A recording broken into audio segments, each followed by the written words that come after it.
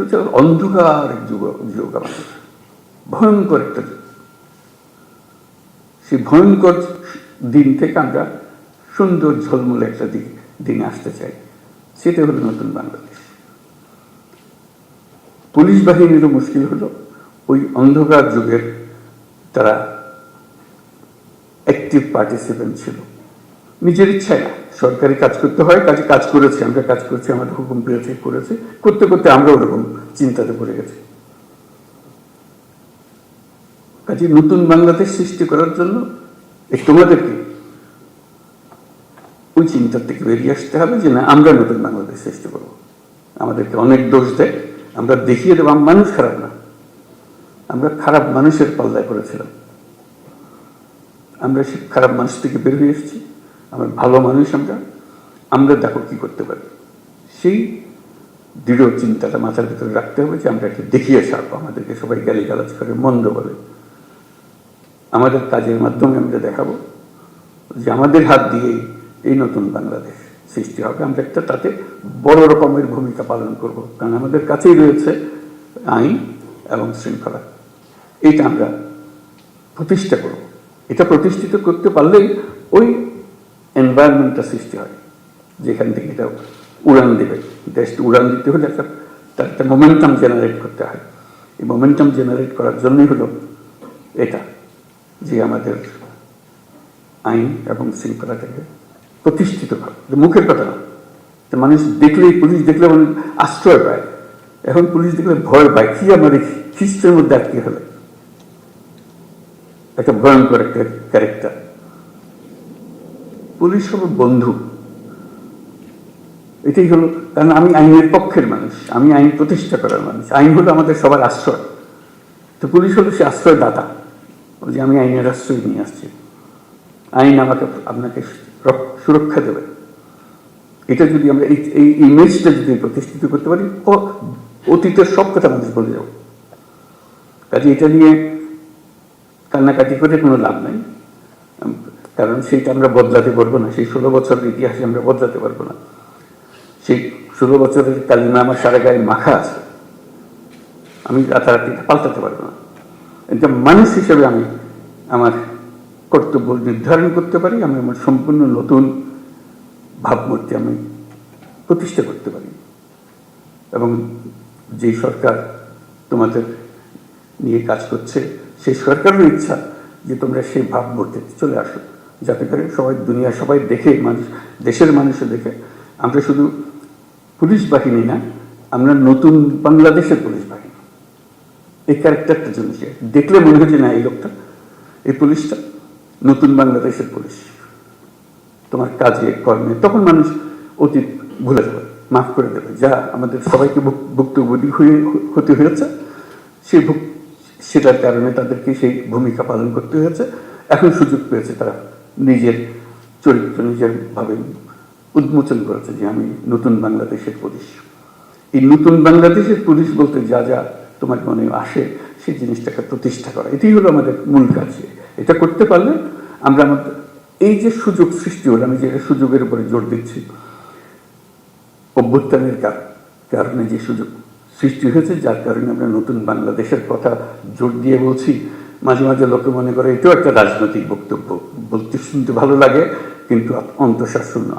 আমরা সেভাবে বলার চিন্তা করি নাই, আমরা বাস্তবিক পক্ষে মনে করেছি যে এটা একটা মস্ত বড় সুযোগ।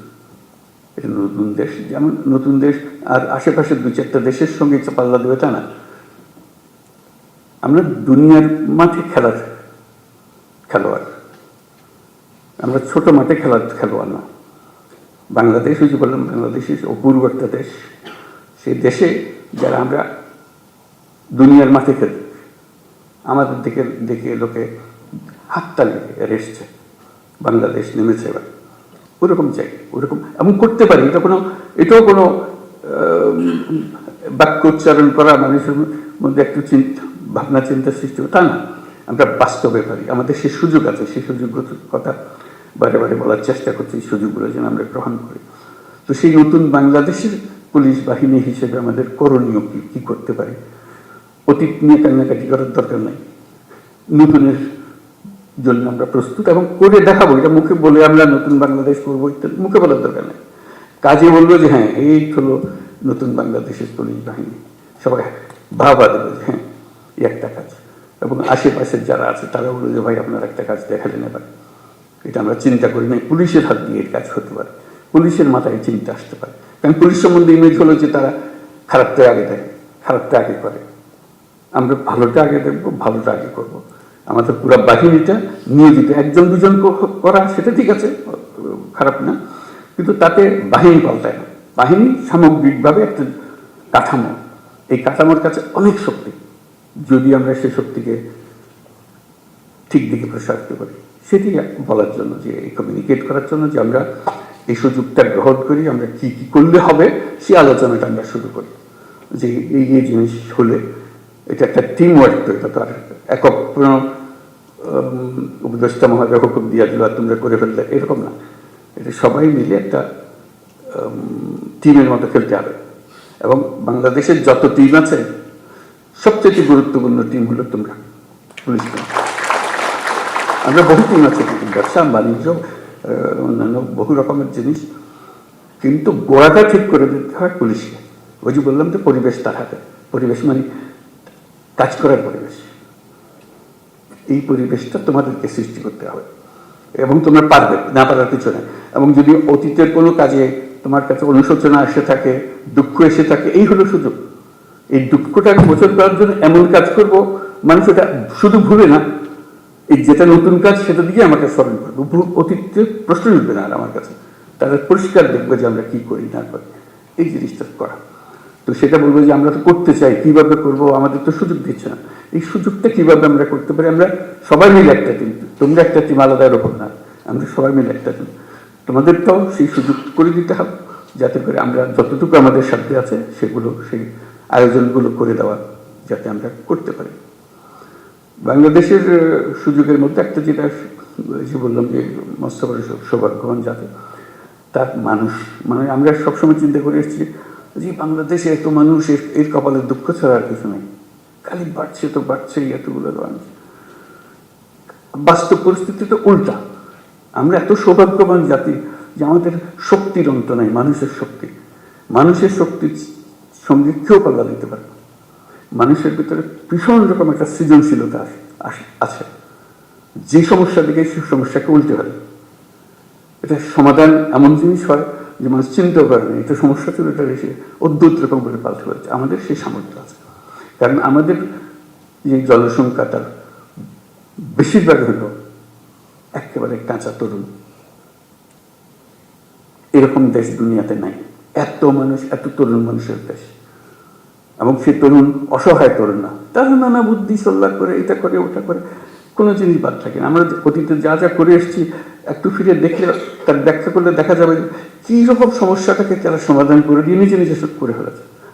আমরা সবাই মিলে তাদেরকে বাধা দিয়েছি, সরকার বাধা দিয়েছে, পুলিশ বাধা দিয়েছে, ব্যবসা বাধা দিয়েছে, কিন্তু তারা এর মধ্য থেকে কাজটা করে ফেলেছে। আমরা পথে পথে তাদের বাধা সৃষ্টি করেছি। সরকারের একটা ভূমিকা হলো বাধা সৃষ্টি করা, আমরা সে বাধাকে তাকে দিয়েছি, সেই বাধাকে অতিক্রম করে তাকে করতে হয়েছে। এখন আমাদের যেটা শপথ নিতে হবে, দীর্ঘ সিদ্ধান্ত নিতে হবে যে মানুষকে আমরা বাধা দেব না, তার পথকে আমরা সহজ করব, তার পাশে থাকবো। তাহলে দেখবো যে এই দেশের এখন সমস্যা হবে না, শুধু তার পাশে থাকা, শুধু আইনের ভিতরে তাকে রাখতে হবে। তাকে বলতে ভাই আইনটা পাল্টেন না, আইনটা হাতে নিয়েন না, আইনের ভিতরে থাকেন, আমি যা দরকার আমি করে দেবো আপনার জন্য, আইনের ভেতরে থাকেন। আর আমি নিজে যদি আইন ভঙ্গ করি তাহলে সেটা বলবে যে আসেন আমি কি, আপনি কি আমার ওয়াজ করতেছেন, সেই ওয়াজটা আপনি নিজে মানতেছেন না, সে হাসবে। এখন এটা কোনো অর্থ থাকবে না। কাজে নিজে আগে মানি যে আমি আইনের ভেতরে থাকবো, এবং তখন সে মানবে যে হ্যাঁ আইন এটা আমাদের করতে হবে, যে করা সম্ভাবনার